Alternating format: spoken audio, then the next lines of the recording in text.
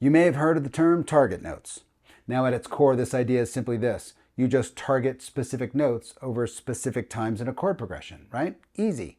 But if you haven't spent any time thinking about this or developing this skill, it can be a little vague. What notes do I play? When do I play them? Why do I play them? How will I figure this out?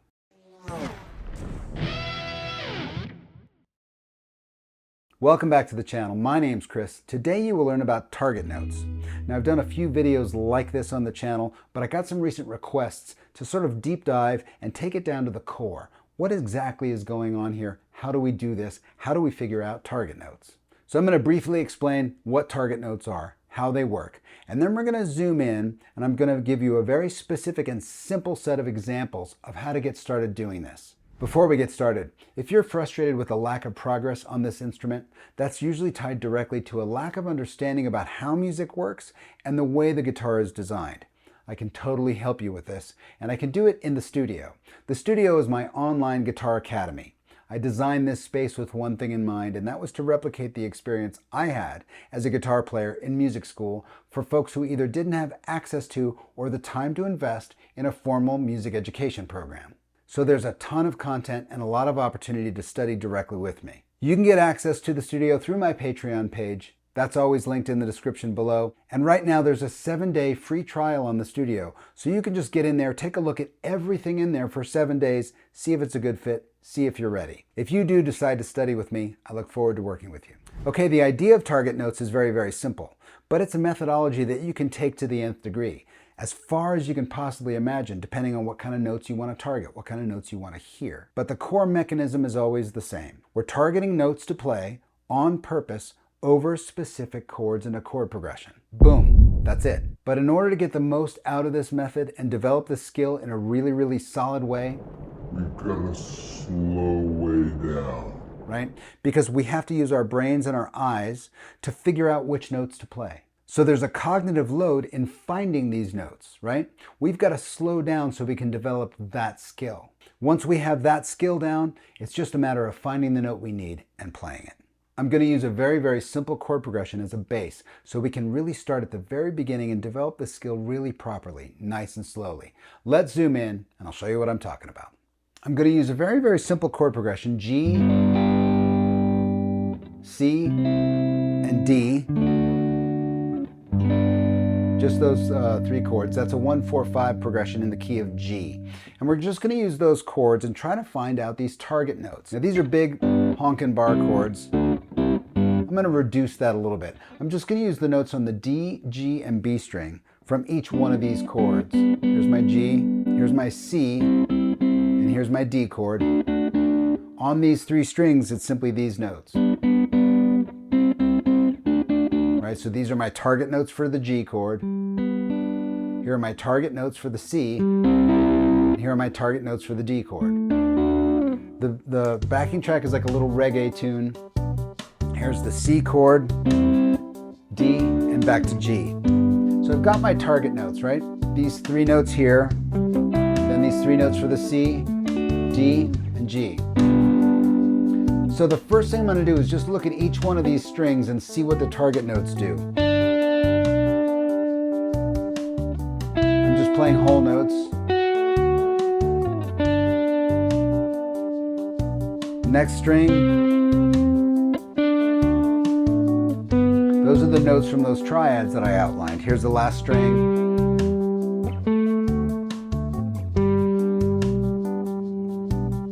Now I'm going to start mixing them up a little bit, and I'm just going to play those notes.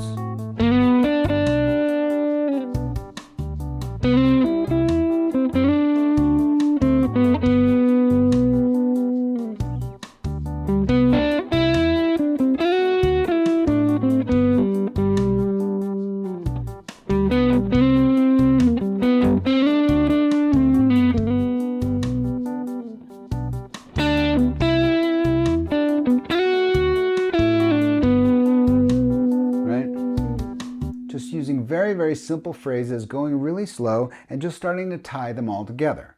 Now this kind of thing is really, really advantageous as you start to block out what you're going to do, like how you're going to actually get through these chord changes. So now I'm going to take it to the next level.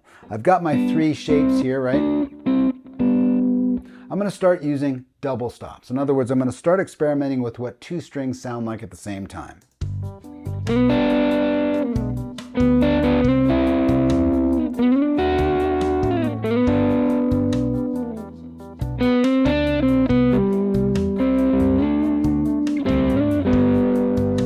Right? I'm really getting some cool sounds just using those double stops, right? Same exact notes, I'm just now adding them together and starting to experiment with how to use very guitaristic techniques. Another technique I could use is bending. So let's see if I can start to incorporate some bends into this.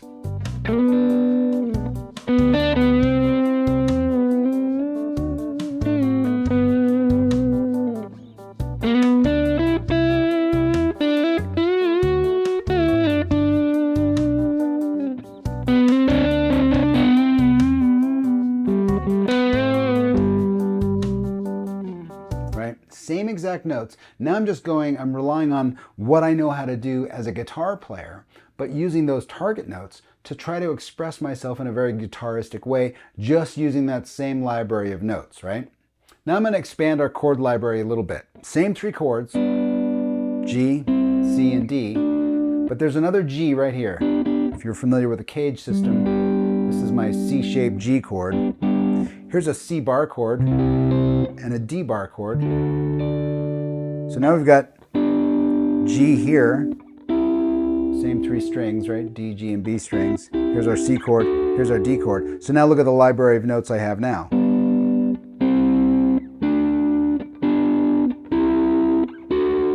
Right? So now I'm going to try these exercises of moving up and down strings, doing some double stops, maybe some bends, and see if I can put all these chords together. Right? G, C, D, G, C, D. So let's hear how that sounds.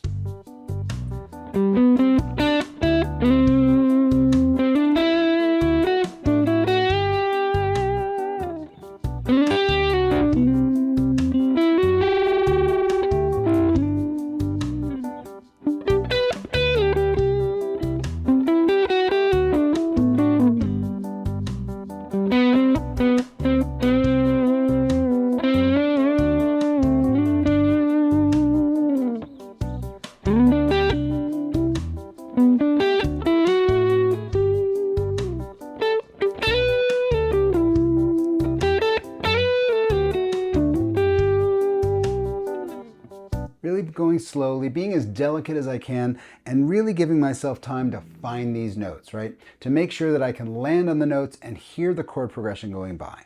All right, I'm going to go back to this example down here, these 3 chords. But I'm going to add the D down here this time. This is our C-shaped D chord, right? So I've got G, C, and D. And now I'm going to do something that's a little different. I'm just going to play a motif, like a repeating figure, and I'm just going to end the last note on a target note, a note that's inside the chord. And the notes I'm going to use here, I'm just going to choose these 2. This happens to be the 5 and the 6 in the key of G.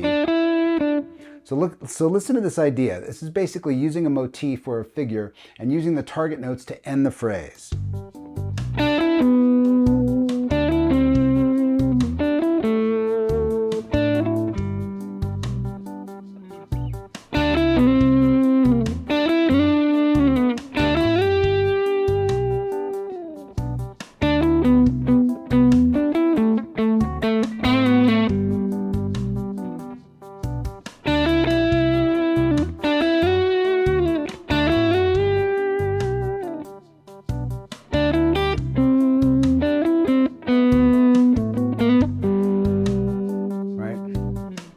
Just taking a simple idea, ending on a note that's in the G chord, ending on a note in the C, and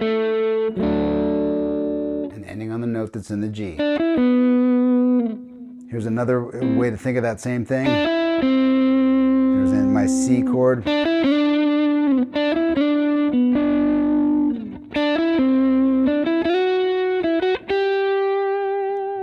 Right? So I'm using these notes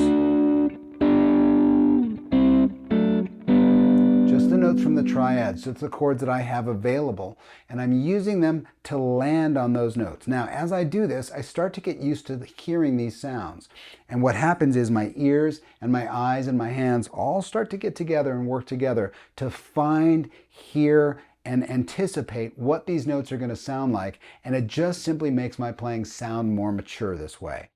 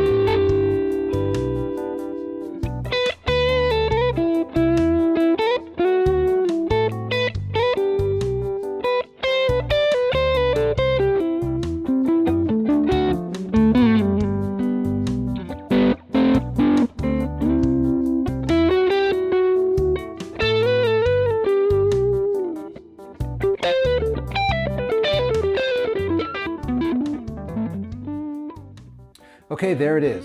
Targeting specific notes to land on that relate to the chords that are being played underneath you. This is a really great way to develop new tools and a little bit more sophistication, some maturity around your soloing, because you're actually outlining the chords. You're playing notes that are always going to sound just right. The other benefit of this type of training is that you really start to develop your ear. What kind of notes sound good over what kind of chords? You start to develop a library of things that you like to hear and the capability of going and chasing those notes and producing them right on time, right exactly when you want to hear them. Tabs for this lesson, just like all the lessons on this channel, are available on my Patreon page.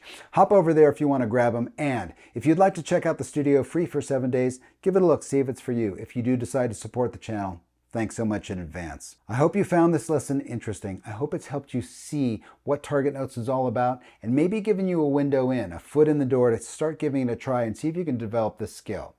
As always, stay curious. I'll see you next time.